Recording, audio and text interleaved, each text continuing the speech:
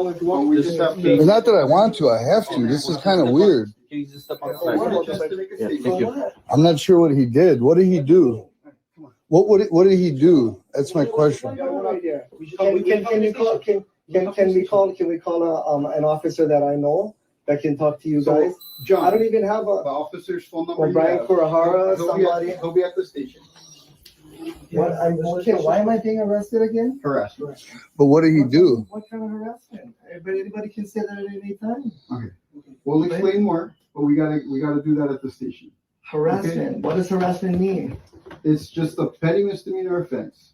Here, how about this? I'm gonna step in right here. I'm from Chicago. These games don't fly with me.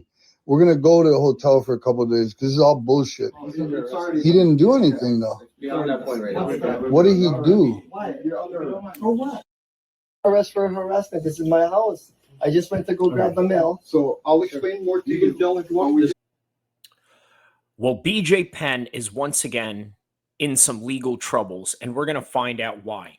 So the former two-division UFC champ is really convinced that his family members are being replaced by government agents. We're talking about Alex Jones conspiracy theory levels, right? Now, how did we get here? First of all, obviously, there's Bj Penn running for governor.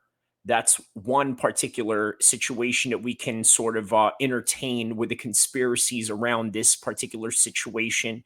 But before all that, Bj Penn was an absolute legend in the world of MMA. In fact, Bj Penn has done nothing but give us classic memories from George St. Pierre, the first fight, the second fight where it was champion versus champion, the Matt Hughes series, the time that he was able to choke out Kenny Florian, where Kenny Florian was really at his best during that time. So was Sean Shirk. How about the rivalry that he had going on with Jens Pulver? And then also the matchup he had against Diego Sanchez. That was a classic. Not to mention also Joe Daddy Stevenson, where he left Joe Daddy Stevenson in an absolute bloody mess. Now, obviously, that particular fight is not included in this particular slides of pictures that I have going on right now, but that should definitely be right up there in one of Bj Penn's classic moments. But like I said, right? Alex Jones conspiracy theory level when it comes to this particular accusations that Bj Penn has going on with his family.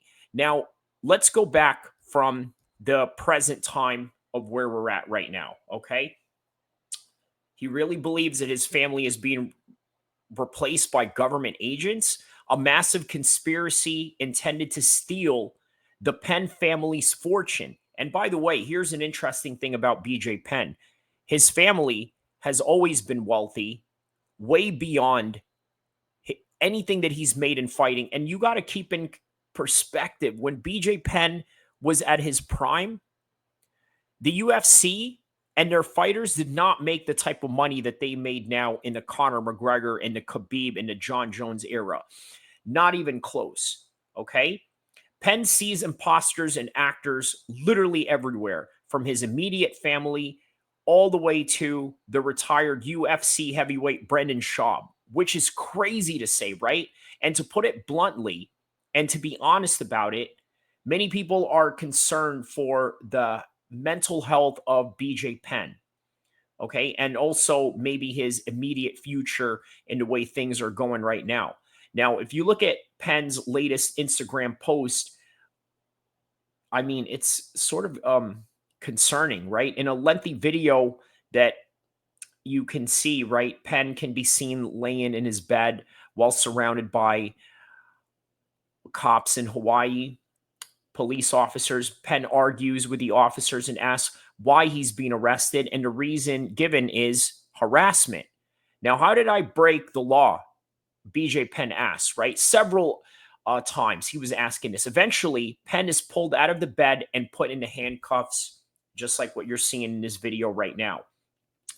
Well, later arrest records show that the official charge is listed as abuse, family, or household member, offensive physical contact per the report. And Penn posted $2,000 bail and was released with a court date scheduled for Tuesday, May 27th, which is going to be today, right? Just this morning that we are reading this. Well, the video that I just showed you guys, okay, included a lengthy caption about impersonations, fake family members in total, right? Penn claims that his mother and two brothers have had their identity stolen by the federal government. He also accuses his cousin of impersonating his mother, and he blames his high school girlfriend of stealing from him during the arrest. Now, Bj Penn is 46 years old, right? When did he last fight? I mean, the guy last fought May 19th, 2019 against Clay Guida, and that was at UFC 237, right? Losing a competitive decision, by the way. All right. Though officially retired, Penn has still found his way into several fights and bars in Hawaii, which has done little to alleviate the concerns about his long-term health. I mean, you guys seen that fight that he had in TMZ, right? You guys know what I'm talking about. The to show you right here. See, look, Bj Penn right here. He's telling him to punch him, and then he does exactly that, and that's what happened right there. He gets laid out right there. Let's take a look at this again. Okay, boom, boom, boom, and then he goes down. I mean, look, this obviously is not good for his long-term health by any stretch of anyone's imagination, right? It's not good at all, right? Not only that, too, you got to understand something about Bj Penn, right? We're all very concerned for Bj Penn. This is very worrisome. But then again, you know what? This could become an Aaron Hernandez situation, or perhaps this could become something even worse or something very similar to it. But I tell you what, man, whoever Bj Penn was, he's no longer that guy. He's a shell of his old self, and it's concerning. Now, look, many guys are many fighters. Okay, you can be absolutely concerned about their life after their post-retirement situation, right? With Bj Penn, this is going into weird territories beyond the Alex Jones situation, right? Now, obviously, Alex Jones is not a fighter. He's never been hit in the head the way that Bj Penn has. And quite frankly, Alex Jones monetizes off of the fact that he goes out there and, well, you know, makes videos and live streams about conspiracies. Whereas with Bj Penn, he absolutely means it. Obviously, Alex Jones has faced some situations where he got sued by the Sandy Hook family for saying that it was staged and this and that. But when it comes to Bj Penn's case, man, I got to tell you, this has nothing to do with him being a conspiracy theorist. This has nothing to do with him running for governor. This has nothing to do with anything other than just this sad situation that we have in front of us right now. But with that in mind, the only thing that we can do is pray for Bj Penn. And, well, let me leave off with what he wrote in his Instagram regarding this particular arrest, right? He says, in Hawaii, and I quote, imposter theft refers to instances where individuals falsely impersonate others, often to steal their identity or commit fraudulent acts. This can involve using fake identity to obtain documents, financial accounts, or even posing as law enforcement or other professionals to commit crimes. Hashtag Hawaii.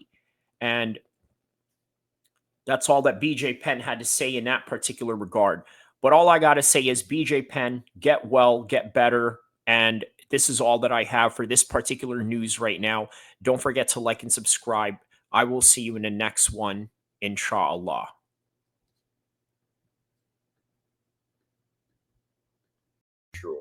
Starting off the list of good, Oh, this actually he's gonna go into neutral too because this guy's he's wild as shit sometimes, but he's a I'm telling you, Kari El-Kheer, he's wild as shit.